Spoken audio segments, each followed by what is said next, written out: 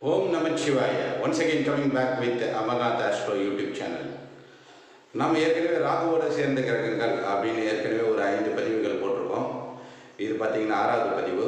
ஏற்கனவே பார்த்தீங்கன்னா ராகுவோட சந்திரன் சேர்ந்த என்ன மாதிரி பலன்கள், ராகுவோட சூரியன் சேர்ந்த என்ன மாதிரி பலன், ராகுவோட சனி சேர்ந்த என்ன மாதிரி பலன், ராகுவோட செவ்வாய் சேர்ந்த என்ன மாதிரி பலன்னு போட்டிருக்கோம். நேற்று பார்த்தீங்கன்னா ராகுவோட சுக்கிரன் சேர்ந்த என்ன மாதிரி பலன்கள் கிடைக்கும் அப்படின்னு போட்டிருக்கோம். இன்றைக்கி பார்க்க போகிற பதிவு ராகுவோட குரு சேர்ந்தா, அதாவது குருன்றது குழந்தைக்கு அதிபதி, குழந்தைக்காரகன், அவர் சேர்ந்த என்ன மாதிரி பலன்கள் கிடைக்கும் அப்படின்றத நம்ம பார்க்க போகிறோம்.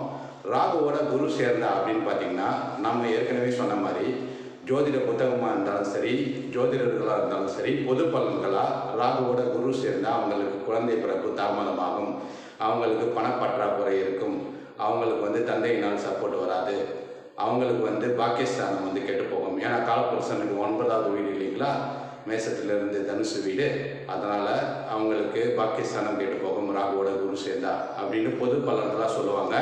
அந்த பொது பலன்கள்லாம் உங்களோட சொந்த ஜாதகத்தில் கரெக்டாக இருக்குமா அப்படின்னு கேட்டிங்கன்னா கண்டிப்பாக இருக்காது. ஏன்னா உங்களோட ஜாதகம் தான் உங்களோட தசா புத்திப்படி உங்களுக்கு என்ன நிகழ்வுகள் நடக்கும் அப்படின்றத சொல்கிறது. சரிங்களா?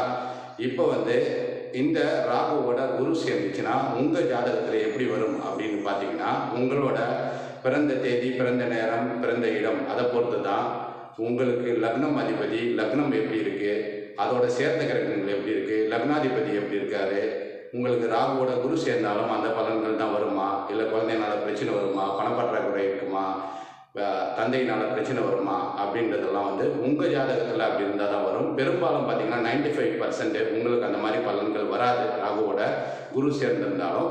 அதனால் உங்களோட சொந்த ஜாதகத்தில் எப்படி இருக்குன்றதை பார்க்கறது தான் சிறப்பான ஒன்று. இப்போ பொது பலன்களை பார்த்து நமக்கும் அப்படி இருக்குமா அப்படின்னு ஏன் நினைக்கக்கூடாதுன்னு சொல்கிறேன்னா, ஒரு டாக்டர்கிட்ட போயிட்டு ஒருத்தர் தலைவலின்னு மருந்து வாங்க போகிறாரு. அவருக்கு ஐபுப்ரோஃபன், பேராசிட்டமால் டாக்டர் எழுதி கொடுக்குறாரு. அவர் சாப்பிடும்போது தலைவலி போயிடுது. அதே ஒருத்தர் உங்களுக்கு தலைவலின்ற போது அதே டேப்லெட் சாப்பிடுங்க அப்படின்னு சொன்னால் நீங்கள் அதை சாப்பிட்டீங்கன்னா தலைவலி கண்டிப்பாக போகாது. ஏன்னு கேட்டிங்கன்னா, உங்களுக்கு தலைவலி கேஸ்ட்ரைட்டிஸ் ப்ராப்ளம்னால வருது. அதற்கு பார்த்தீங்கன்னா என்சைம் லிக்விடு அதெல்லாம் சாப்பிட்டா சரியாகும். ஏன் இதை சொல்கிறேன்னா, ஒரே மருந்து ஒரே பிரச்சனைக்கு இன்னொருத்தங்களுக்கு சரியாகுமா அப்படின்னு கேட்டிங்கன்னா கண்டிப்பாக சரியாகாது. அதே மாதிரி தான் பொது பலன்களாக இருக்கிறது பொது பலன்கள் தான். அது உங்களோட ஜாதகத்தில் அதே மாதிரி இருந்தாலும் அதே பலன்கள் வருமா? ராகுவோட குரு சேர்ந்தால் குழந்தையினால பிரச்சனை, பணப்பற்றாக்குறை, இல்லை தந்தையினால் ப்ராப்ளம், தந்தைக்கும் உங்களுக்கும் செட் ஆகாது, அது மாதிரி வருமானா கண்டிப்பாக வராது. இப்போ ஒரு உதாரணமாக பார்த்தீங்கன்னா, ஒரு சிம்ம லக்னம் இன்னைக்கு எடுத்துக்கலாம். இப்போ போர்டை பார்த்தீங்கன்னா இது மேச வீடு இல்லைங்களா, மேசம், ரிஷபம், மிதுனம், கடகம், சிம்மம், சிம்ம வீடு எடுத்துக்கலாம்.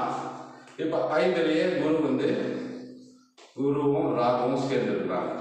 இந்த ஜாதகத்துக்கு பார்த்தீங்கன்னா 5ல் குருவும் ராகுவும் சேர்ந்துருக்கு சிம்ம லக்ன ஜாதகம். இப்படி இருக்கும்போது குரு தசையிலேயே ராகு தசையிலேயே ப்ராப்ளம் வரும் அப்படின்னு சொன்னால், அதாவது குழந்தை பிறப்பு லேட் ஆகும், இல்லை குழந்தைய பிறக்காது, இல்லை ஐவிஎஃப் மெத்தட்லாம் குழந்தை பிறக்கும் அப்படின்னு ஜோதிடர் உங்களுக்கு சொன்னாங்கன்னா புது பலன்னா அது கண்டிப்பாக நடக்காது. ஏன்னு கேட்டிங்கன்னா, சிம்ம லக்ன ஜாதகத்துக்கு லக்னாதிபதி சூரியன் இருக்குங்களா, சூரியன் இங்கே இருக்கிறார வச்சுக்கோங்க. சூரியன் இங்கே இருக்கும்போது 9ல் இருக்கிறாரு. 9ன்றது என்னது? பாக்கியஸ்தானம். பாக்கியம்ன்றது என்னது? திருமணம், குழந்தைகள், உங்களோட தாய் தந்தை, இவங்களை பற்றிய ஒரு இது. உங்களோட பாக்கியஸ்தானம் 9ல் லக்னாதிபதி உச்சமாக இருக்கும்போது அது மாதிரி பலன்கள் நடக்காது. அது உங்களுக்கே தெரியும். ஆனால் உங்களோட லக்னாதிபதி ரொம்ப ஸ்ட்ராங்காக இருக்கிறாரு 9ல். சரி, இப்படி இல்லை வேற மாதிரி இருக்கிறாரு அப்படின்னு வச்சுக்கோங்க. இப்போ பார்த்தீங்கன்னா சூரியன் இங்கே இல்லை. சூரியன் ஒரு 7ல் எனிமி சைடில் இருக்கிறாரு. 7னா கும்பராசி. கும்பராசிலேருந்து சூரியன் லக்னத்தையே பார்க்குறாரு 7வது பார்வையா. அப்படி இருக்கும்போது நடக்குமான்னு கேட்டிங்கன்னா, ராகுவும் குருவும் சேரும்போது குரு தசையிலையோ ராகு தசையிலையோ நடக்குமான்னு கேட்டிங்கன்னா அப்பவும் நடக்காது. ஏன்னா லக்னாதிபதியை உங்கள் வீடை பார்க்கும்போது லக்னாதிபதி எனிமி சைடில் இருந்தாலும் உங்கள் வீடை பார்க்குறது நல்ல பலன்கள் தான் கிடைக்கும். அந்த மாதிரி குழந்தை பிறப்புலாம் தாமதம் வராது. சரி, அப்படியே லக்னாதிபதி இருக்காரு. சந்திரன் லக்னத்திலே இருக்கிறாரு. சரிங்களா? சந்திரன் லக்னத்திலே இருந்தால் சிம்ம லக்னம், சிம்ம ராசி. இவர் பௌர்ணமியில் பிறந்திருப்பார். பௌர்ணமியில் பிறந்தவருக்கு எப்படி குழந்தை பிறப்பு தாமதமாகும்? குரு தசை நடந்தாலும் சரி, ராகு தசை நடந்தாலும் சரி, குழந்தை பிறப்பு தாமதமாகிறதுக்கு வாய்ப்பே கிடையாது. ஏன்னா அவங்க பௌர்ணமியோட சந்திரனோட பவர்னால அவங்க லக்னாதிபதியும் வலுப்பெற தொட்டு அவங்களுக்கு அந்த மாதிரி பிரச்சனைகள் வரதுக்கு வாய்ப்பு இல்லை. அதனால் பொது பலன்களை பார்த்துட்டு ராகுவும் குருவும் சேர்ந்திருந்தா குழந்தை பிறக்காது, பணப்பற்றாக்குறை ஏற்படும். பணப்பற்றாக்குறை ஏற்படும்ன்றது எப்படி நீங்கள் தெரிஞ்சுக்க முடியும்? உங்களுடைய 2வது அதிபதி, இதே சிம்பிள் லக்னத்துக்கு வச்சுக்கோங்க. உங்களோட 2வது அதிபதி வந்து புதன். புதன் வந்து இங்கே இருக்கிறாரு ஒரு 11ல், சொந்த வீட்டில் இருக்கிறாரு. 2வது அதிபதி 11ல் இருக்கும்போது எப்படி பணப்பற்றாக்குறை ஏற்படும்? அதே புதன் வந்து குருவும் பார்க்குறாரு. ஏன்னா குரு பார்ப்பாரு இல்லைங்களா, 5லேருந்து புதனை. அப்படி பார்க்கும்போது பணப்பற்றாக்குறை ஏற்பதுக்கு வாய்ப்பு இல்லை. 2வது அதிபதி 11ல் இருக்காரு. இப்போ பார்த்தீங்கன்னா சூப்பர் ஸ்டார் ஜாதகத்தில் பார்த்தீங்கன்னா கூட அவரும் சிம்ம லக்னம் தான். சிம்ம லக்னமாக இருந்து அவருக்கு வந்து சுக்கிரனும் புதனும் இங்கே இருப்பாங்க, குரு வந்து 7ல் இருப்பாங்க. இப்போ இந்த குரு வந்து 7லேருந்து லக்னத்தை பார்க்கும்போது சுக்கிரனும் புதனும் வந்து 2வது அதிபதியும் 11வது அதிபதியும் புதன். அவங்க வந்து புதன் வந்து 11வது வீட்டை நேரடியாக பார்க்குறதோட்டு அவருக்கு பணப்பற்றாக்குறை இருக்கும்னு நீங்கள் நினைக்கிறீங்களா? இருக்கிறதுக்கு வாய்ப்பு இல்லை.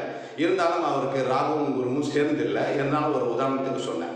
ஸோ ராகுவும் குருவும் சேர்ந்துருந்தால் குழந்தை பிறக்காது, குழந்தை டிலே ஆகும், இல்லை செயற்கை முறையில் குழந்தை பிறக்கும் அப்படின்னு சொல்கிறத வந்து பொது பலன்களில் எடுத்துக்கோதுங்க.